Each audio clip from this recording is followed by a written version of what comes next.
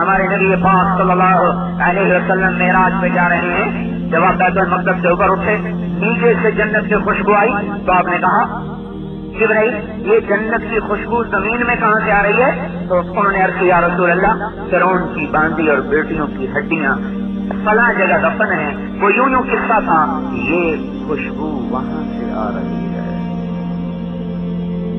جب فرعون کی بیوی نے یہ منظر دیکھا، وہ عورت تھی، بے اولاد تھی پر عورت تھی، اسے پتا تھا ماں کیا ہوتی ہے، ممتا کیا ہوتی ہے، اس کے دل میں کلمہ اتر گیا، کوئی ماں حق کے سوا یہ قربانی نہیں لے سکتی۔ وہ بے ساختہ اس کے منہ سے کلمہ نکل گیا۔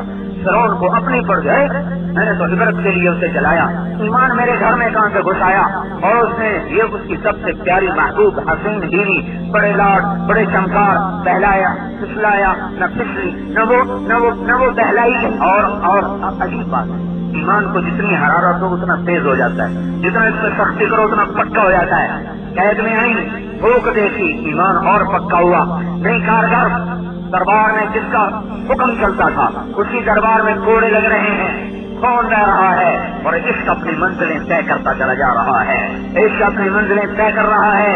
عاشق ہونے عشق کمانے دل رکھے وانگ پہاڑا ہو، سہ بدیاں ہزار لامیں کر جانے باغ بہارا ہو، منصور جائے جو قصولی جس سے جڑے واقف کو اسرارا ہو، ہاں سجدیوں سے شہین ابا ہو کافر کہن ہزارہ ہو۔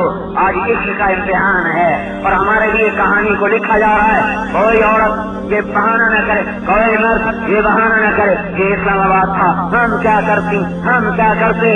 آؤ آسیہ، کیا اسلام آباد کا ماحول فرعون کے دربار سے زیادہ سخت تھا؟ فرعون کے دربار سے زیادہ گندا تھا؟ فرعون کے دربار سے زیادہ غلیظ تھا؟ نہیں، تیرا دل ٹیڑھا تھا، تیرا دل ٹیڑھا تھا۔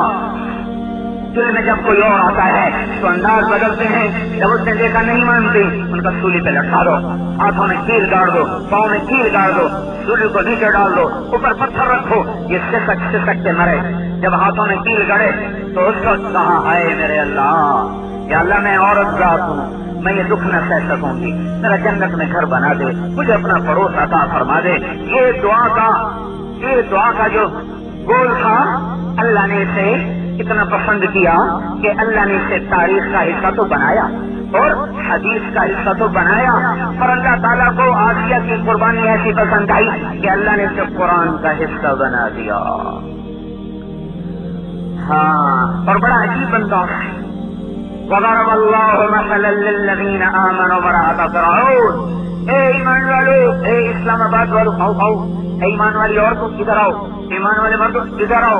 جی یہ دیکھو میں تمہیں کہانی سناؤں، مثلا للذین آمنوا، میں تمہیں کہانی سنوں، میں مرادی ترجمہ کر رہا ہوں لفظوں کا نہیں، میں تمہیں کہانی سنوں کیا یا اللہ۔ یہ دیکھو امرأۃ فرعون، اس کے ہاتھوں پہ کیل گڑے، اس کے پاؤں میں کیل گڑے، یہ دڑ کے اس نے کہا رب ابن لی عندک بیتا فی الجنہ ونجنی من فرعون وعملہ ونجنی من القوم الظالمین۔ مولا اپنا پڑوس بھی دے اور جنت بھی دے اور گھر بھی دے۔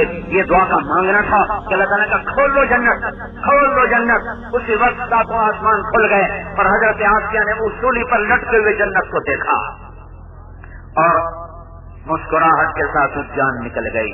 وہ مردہ پہ پتھر پھینکتے رہے، کھال کھینچتے رہے۔ ہاں اگلی سنو یہ دعا کیسے قبول ہوئی۔ ابن کثیر رحمۃ اللہ نے اس روایت کو نقل کیا کہ جب حضرت اماں خدیجہ کا انتقال ہونے لگا تو آپ نے فرمایا خدیجہ جب تو جنت میں جائے تو اپنی سوکنوں کو میرا سلام کہہ دینا۔ یا رسول اللہ میں تو پہلی بیوی، میری سوکن کون؟ فرعون کی بیوی آسیہ کو اللہ نے میری بیوی بنا دیا۔ عیسیٰ علیہ السلام کی والدہ مریم کو اللہ تعالیٰ نے جنت میں میری بیوی بنا دیا۔ کہاں فرعون کی بادشاہی 4 دن کی، کہاں 2 جہان کے سردار محمد رسول اللہ کی شہنشاہی ہمیشہ کی۔ یہ عرش ہے، یہاں سے جنت شروع ہو رہی، یہ 7واں آسمان ہے، یہاں سے چلتی ہے اور 7 عرش کے ساتھ مل جاتی ہے۔ عرش کے ساتھ ایک جنت ہے جو یوں اٹیچ ہے جیسے میرا ہاتھ یوں مل گیا، اس جنت کا نام ہے وسیلہ۔